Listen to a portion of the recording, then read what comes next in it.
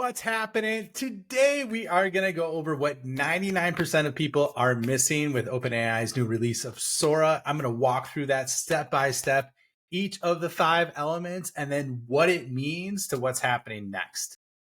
This episode though today is brought to you by my YouTube channel, Ryan's Daily YouTube channel. I just started dropping videos on there, and if you haven't checked it out, I am going through like visual explainers of what I'm talking about on the podcast or what I've created on LinkedIn. Would love if you checked it out. Give me some comments, drop it in there, let me know what you're thinking. Podcast episodes are on there as well, but I make it a concentrated effort to really up my A game when it comes to YouTube because of the fact that I know some of these things are better when you visually see them versus when you just hear me audibly. So I'm going to do that. Please check it out. Drop a comment. Let me know if you heard it from here and subscribe. That'd be awesome. So anyways, let's get on to this episode. I'm really pumped about this. And I know you've probably gotten annoyed with the flood of basically AI news, right? Look at this. This is the most game-changing thing in the world. Oh my God, check it out, blah, blah, blah, blah, right? You see all of this crap where it's over-sensationalized. And I saw this, maybe it's because I'm deep into the AI scene, but specifically what's going on with Sora. And I usually don't do like tool updates, but there's a few of the biggest ones that have happened with the release, or I should say the pre-release of Sora. They didn't even really release it, right? And you could tell they totally, OpenAI did it to steal Google's thunder because Google just announced Gemini Advanced, which ironically is going to be upcoming on an episode. I did a side-by-side comparison of ChatGPT versus ChatGPT Plus versus Gemini Advanced. And so I think you're going to be blown away when you see it.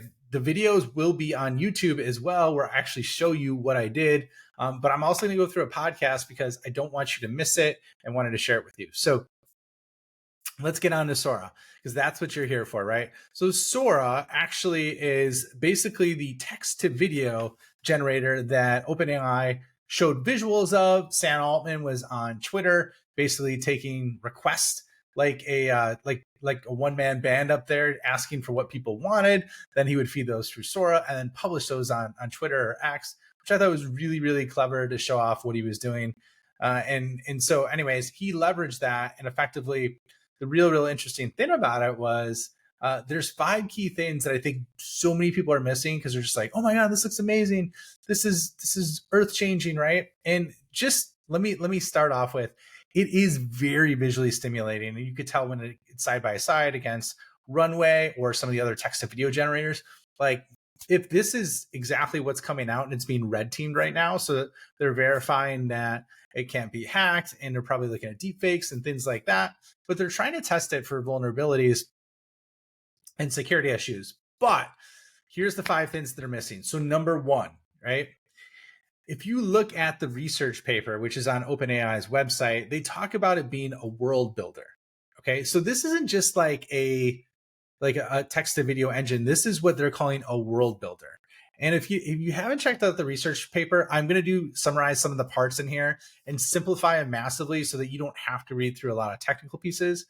But if you look at it, what it effectively is, it's a combination between a GPT, which is what ChatGPT is obviously made for, and then a diffusion model, which is another type of basically AI transformation mechanism. Sorry, I'm a little bit sick still.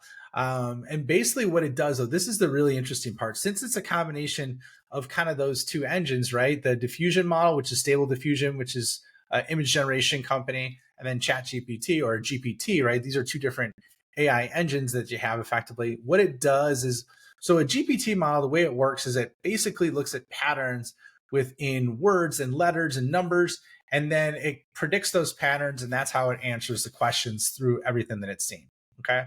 Now, how this works different with Sora, effectively, is it cuts pictures of a frame called a patch. So a GPT cuts words or letters, this creates a patch. So imagine if it was, instead of right now what text-to-video images do, or when the models are trained on them, they look at the video and take screen by screen, kind of like image. What this could do is not only do that, but cut only pieces of the screen. So it doesn't have to be fully formatted in that square format. And as a result, like basically it could train on so much more data. I'm going to get into that more in a little bit. But basically the way that the model is trained, which creates the outputs it has, is completely different. Okay. And it's game breaking from that perspective.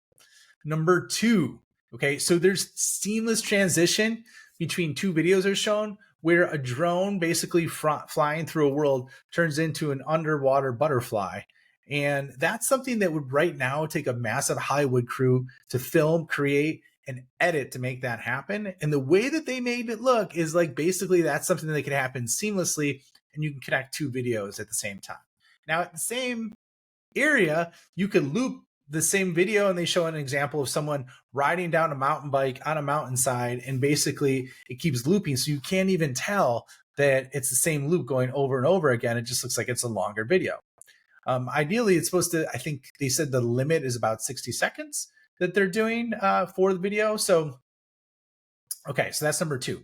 Number three, right, is physics. Okay, so this could take into account physics, which is really interesting because what that's doing is effectively giving the AI a human-like understanding of what's happening in the environment. And the example that they used is it's like when someone takes a bite out of the sandwich in the picture, or you're telling it to take a bite out of a sandwich, it then knows to take a chunk out of the food, right? Versus kind of taking it at face value.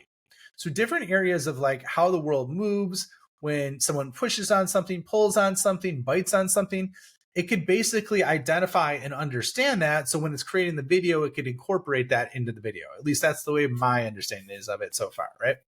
So that's number three, right? Now let's go into number four. The thing about the training where it could cut a patch versus words, letters, things along those lines, in terms of the patches, the training of looking at the video data or a piece of a frame as opposed to the whole square frame, is that now it exponentially expands really what it can train on. Okay. And so what that means is it could expand like so many different kinds of videos that the old models could not train on or understand. So once I mean, like that's huge because the data set is so much more massive, right? That it could train on and understand it. That's one piece of it. Now, the other time too is that it could also train in real time. Now, that's what was really shocking to me is if you do the math on it and it could train any kind of form or picture or video, I don't think it needs, and this is my interpretation of it. Once again, I don't think I've like distinctly see this from OpenAI, but this is just me reading in between the I don't want to say the cracks, but reading in between the lines as well, or the tea leaves, if you will. But effectively, if it has that maneuverability in terms of how it can train on the data with full frames, it could instead do it where it could train in real-time information as it sees it. That's the way I understand it, right? So that's going to lead me to number five, which is both exciting and scary at the same time. And maybe you know where I'm going with this, and maybe you don't. So if it could train on any video effectively by only looking at a piece of the video, and it has the capability to do things in real time, that changes everything, right? That's how robots can train as they're going. Think about Tesla's autonomous vehicles, right? Or not totally autonomous, but self-driving cars, right? Where it could see the world, and if it understands physics, I think that was one of the biggest gaps why there's some of the challenges with that.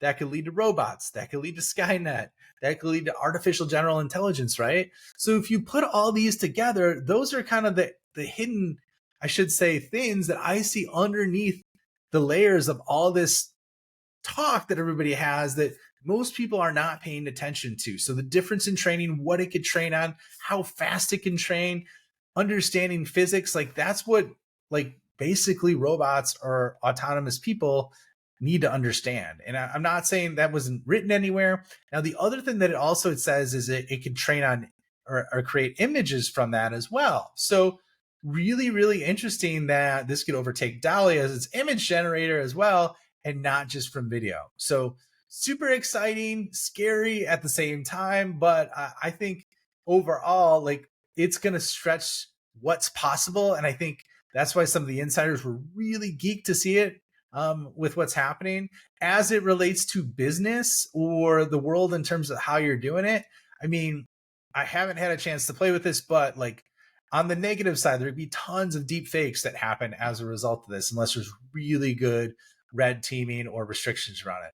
On the positive side, you can create amazing videos that are very visually stimulating and creative on demand just by typing in words, like you're starting to see on the picture side. And I don't know if you heard about my episode where I said that my top 4 predictions for 2024, video was one of them. So if you haven't listened to that episode, go back and check it out. I dropped that, I think it was the first of the year, around the first of the year, late December.